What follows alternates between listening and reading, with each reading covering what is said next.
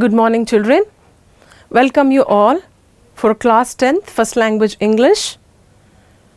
I'm so fortunate to reach you through this media. I hope all of you are healthy and safe. So today we'll begin the class with third poem, Temple and the Body, that is Vachana by Basavanna. Let's recall who is God. Can you define him? God is the creator of heaven and the earth. God is in everything and everywhere. Is it possible to define God, children? No. In monastic thought, God is conceived of as the supreme being. God knows us right from our mother's womb.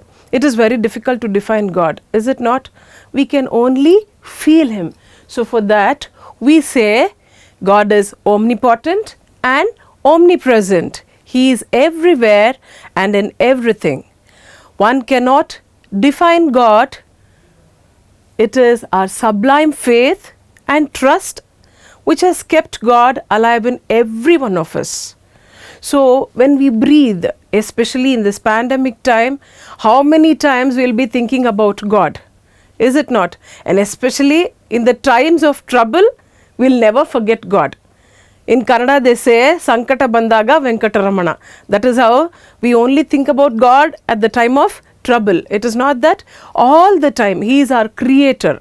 So our sublime faith in him makes him to believe that God is there. We see God in good deeds performed by us. God has taken care of us from eternity. In our country, we have innumerable gods and goddesses. God is present in all living beings. Is it not, children? So, in the name of God, we will start. Before that, all of you love to listen to story, right? Now, it's the story time. Listen to the story, children. The Poor Man's Wealth. Ramesh and Suresh were neighbors. Ramesh was a poor farmer and Suresh was a landlord. Ramesh was very happy. He never bothered to close the doors and windows of his house in the night. He had deep, sound sleep. Ramesh did not have money, but still he used to live in peace. On the other hand, Suresh was a landlord. He was very rich, but still he used to always be very tensed. At night, Suresh used to close all the doors and windows of his house. He used to be very scared that someone might come and open all the safes in his house and steal away all his money. One day, Suresh called Ramesh home. He gave Ramesh a box full of cash and told him, "I am very rich. I do not need money. You are very poor. So keep this box full of cash with you and be happy." Ramesh was very happy to have the box of cash. Throughout the day, he was in merry. Night came. In the night, today, Ramesh could not sleep. He kept on looking at the box of cash. He went and closed all the doors and windows of his house. But still, he could not sleep. Next day morning, Ramesh went running to Suresh and gave him the box full of cash back. He told Suresh, "Sorry, my dear friend, I am poor, but I am at peace. I do not want your money. Your money stole away all my peace last night. I could not sleep." After listening to all this, Suresh realized that money is not everything in life. The moral of the story is, money is not everything in life. Learn to be happy with whatever you have. Children, what a beautiful story, na? So what is very important in life for all of us children? Money or peace? Of course, peace. We always look at the rich people and we feel that they are blessed. They are so fortunate. We always curse ourselves for being not rich. We say we are so unfortunate and they are able to buy everything. They can do anything. They can go anywhere. They can visit any place. They can build anything. They can build mansion, palace. Anything can be built if you have money. But you saw the story. You heard what they were talking about. The most important thing in life is peace, happiness within ourselves. Who should give us happiness, children? It is ourselves. It is we who give happiness for ourselves. We can keep ourselves happy and contented with whatever we have. If we feel that we are blessed and if we feel that we have everything, that is more than sufficient. That gives us immense peace. Now, let's know about Basavanna. Can you see this picture, children? Basavanna. Children, if you are residing at Bangalore, then you must have seen Basavanna statue near Vidhana Saudha, sitting on a horse. Right? Have you seen that? I always, whenever we teach in the class, I always tell my children to recall where they have seen Basavanna sitting on the horse. Right? So, Basavanna lived between 1106 to 1167. He was a great social reformer, philosopher, poet who strove to build a new social order focused on Bhakti movement, a society free from caste, class and orthodoxy. If we happen to recall, you must have heard from your grandparents that a practice called untouchability was there in India. After Basavanna came forward, he said there is nothing called untouchability. We are all creation of God. He was a social reformer during the reign of Kalyani Chalukya of Kalachuri dynasty. He was a leader of the medieval religious movement, Veerashaivism, of which the Kannada vachana are the most important texts. Basavanna spread social awareness through his poetry, popularly known as vachanas. If one were to choose a single poem to represent the whole extraordinary body of religious lyrics called vachanas, one cannot do better than choose the above poem of Basavanna. It dramatizes several of the themes and opposition characteristic of the movement called Veerashaivism. Akka Mahadevi, Allama Prabhu, Devara Dasimaya are some of the other great Veerashaiva poets. Can you see the picture of Akka Mahadevi and Allama Prabhu? Yes. Children, this original poem is written by Basavanna, but it is translated into English by Attipete Krishnaswamy Ramanujan. Can you see the picture of A.K. Ramanujan? He lived between 1929 to 1993 and he was an Indian literature who wrote in both English and Kannada. Ramanujan was a poet, scholar, professor, folklorist, translator and playwright. He has translated the vachanas into English. He was awarded the Sahitya Academy Award for the collected poems. Children, this is the original poem written by Basavanna in Kannada, Vachanagalu. It is my privilege to read it in Kannada. Children, I myself, I am a great fan of Basavanna. He has written wonderful vachanas.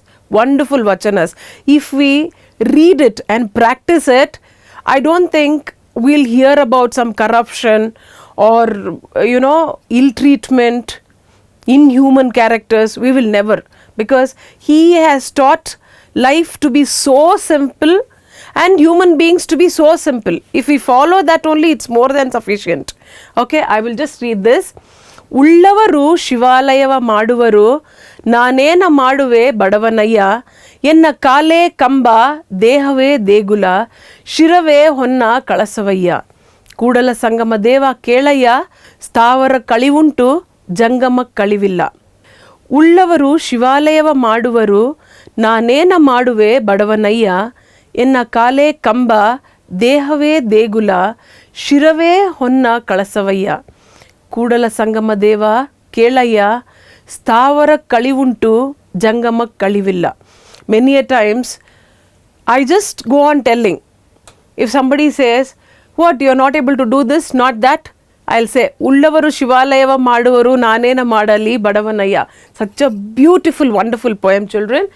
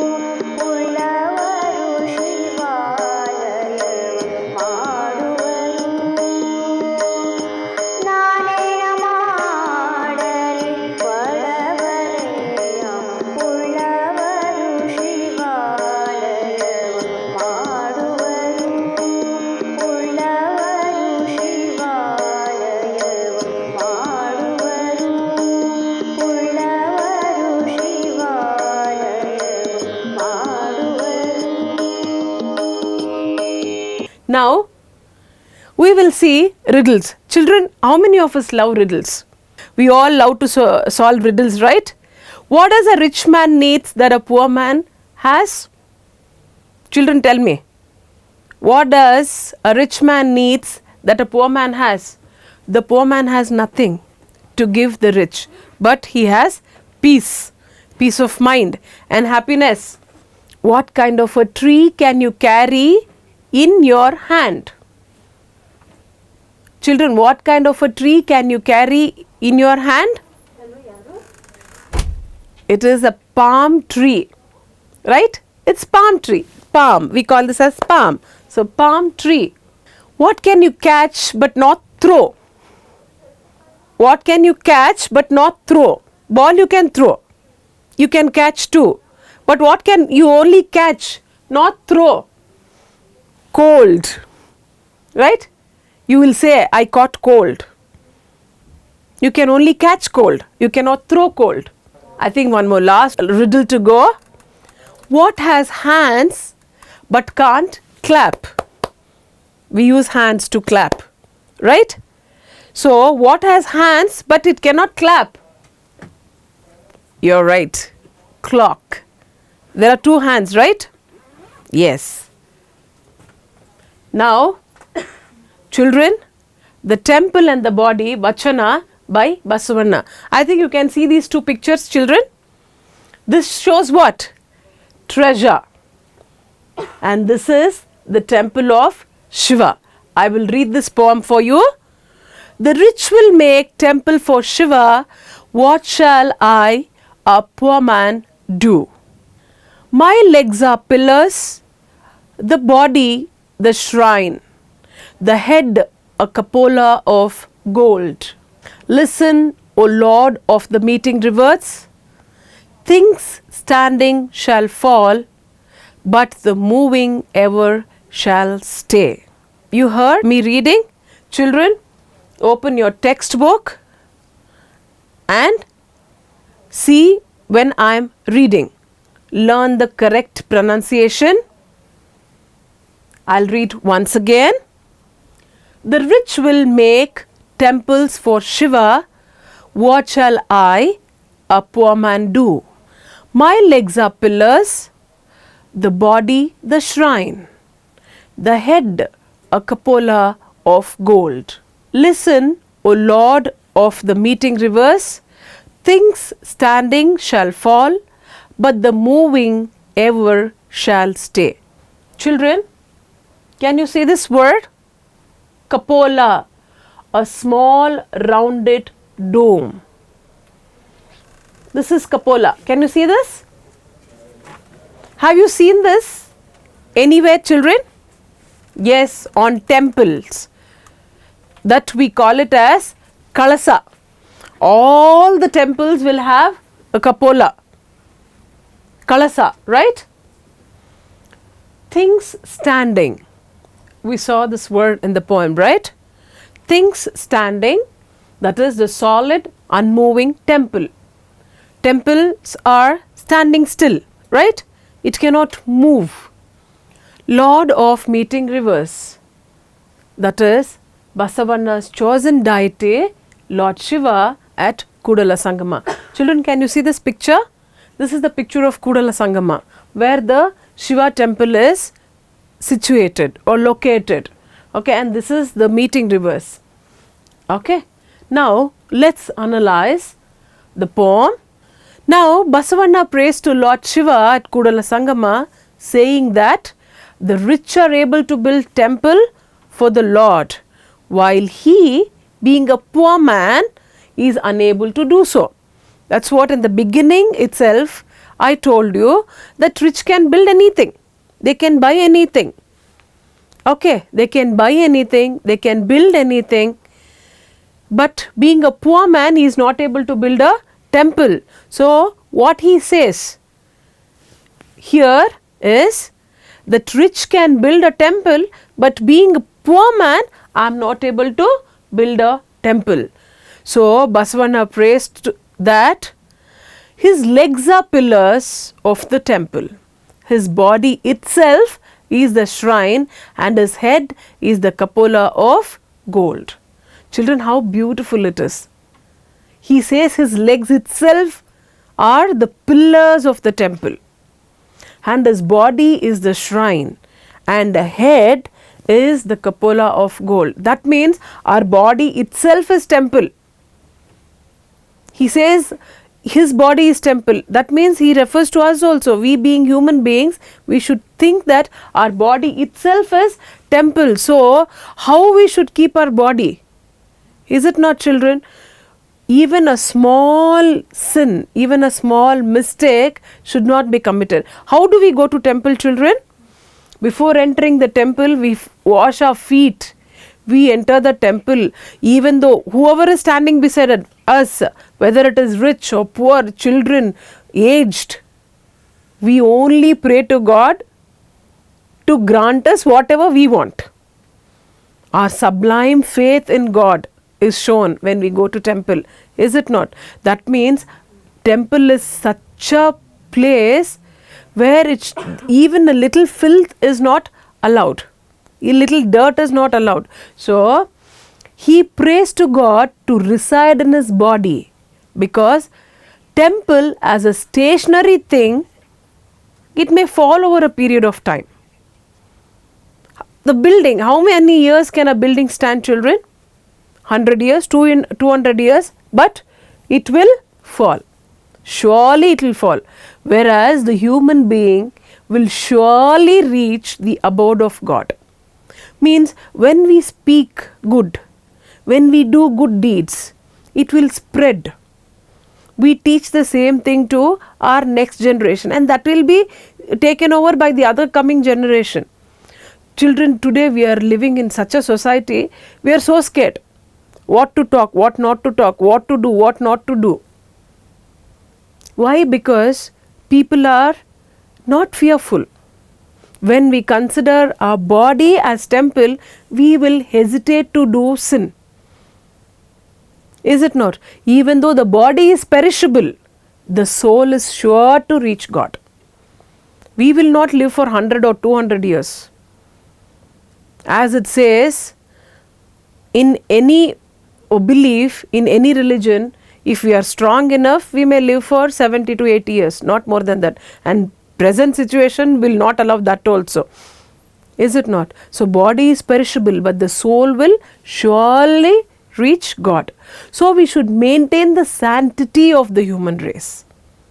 Okay, children, you read the poem and you analyze the poem also, right?